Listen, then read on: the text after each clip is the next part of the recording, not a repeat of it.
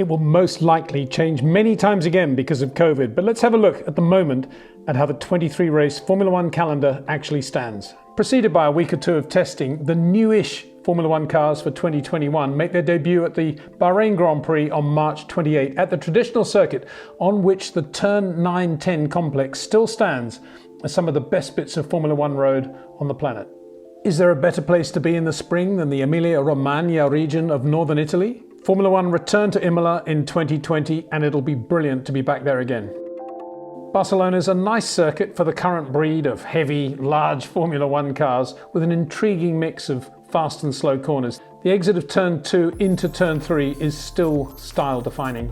Everyone, I'm sure, will be pleased to be back at Formula One's shop window. Like Formula One itself, Monaco is all about money and conspicuous spending. A decent street circuit with a very high-speed braking area into Turn 1 and a nice combination of off-camber and blind brow bits of road as well. Infamous too for being the place where Sebastian Vettel rammed Lewis Hamilton when they were both behind a safety car. It's fast, it's hard on fuel and brakes, and there's a marquee overtaking area at the hairpin as well, not to mention that last chicane bounded by a concrete wall. Braking for the tight Turn 2 after Turn 1, technically the most interesting part of the lap. On the assumption that the dreaded traffic jam issues will have been resolved either by COVID restrictions or genuine improvements, there's no doubt that Nygaard will shine in the Côte d'Azur sun. Shame about the chicane 2/3 of the way down the back straight. Otherwise, this circuit is all about genuine history and feel. A Red Bull X-Game type track, guaranteed to produce genuine racing, but otherwise underwhelming. The weather in those mountain foothills, often turbulent.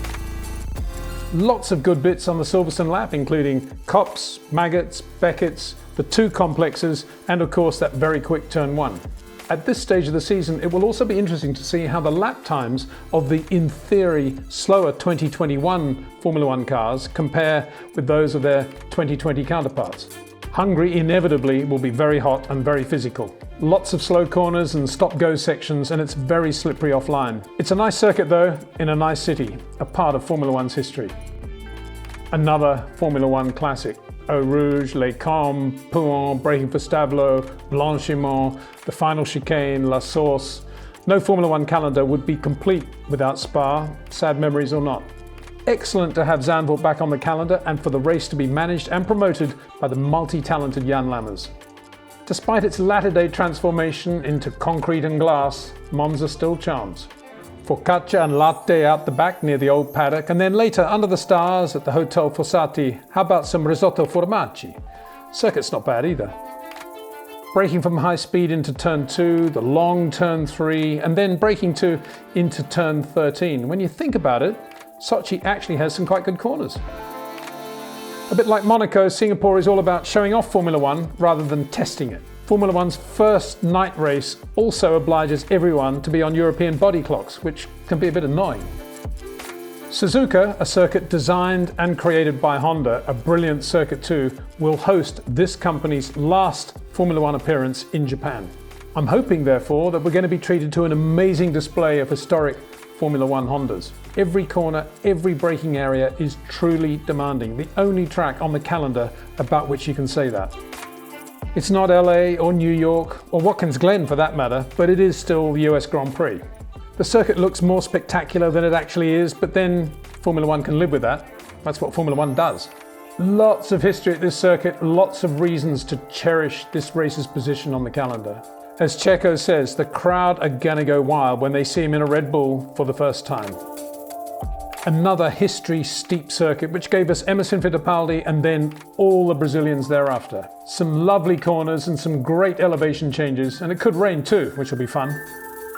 Melbourne will have no problem adapting their race to this new calendar slot.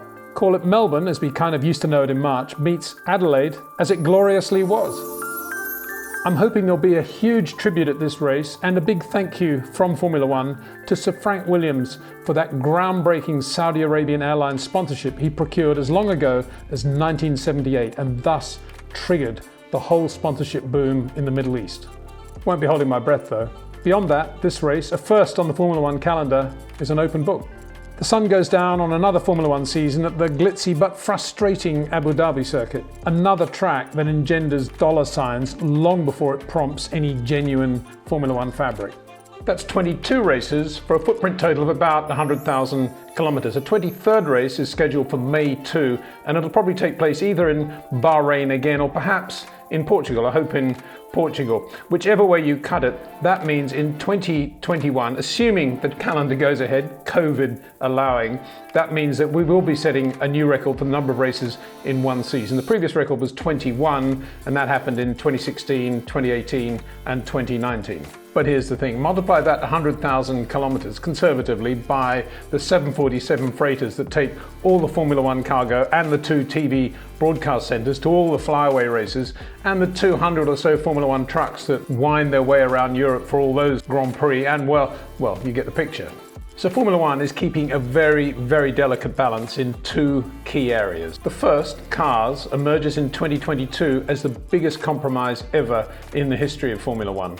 More standardized parts than ever before to reduce costs, but at the same time, Formula One retaining its DNA as the form of motorsport in which you have to design and build your own car, even to enter the World Championship. It's at the cutting edge of technology, despite all those standardized parts. The second, race venues, is even more taxing. The more the races, the more the money, the bigger the carbon footprint. The more we have same circuit double headers or even triple headers, the smaller the carbon footprint, but the smaller the overall income, because that by definition will isolate some of the new governments of countries, or even the existing ones, that want to spend big money in order to be on the Formula One calendar. But for this year at any rate, Formula One is choosing to go the way of the mega global income revenue stream, notwithstanding the pledge by 2030 to be net carbon neutral.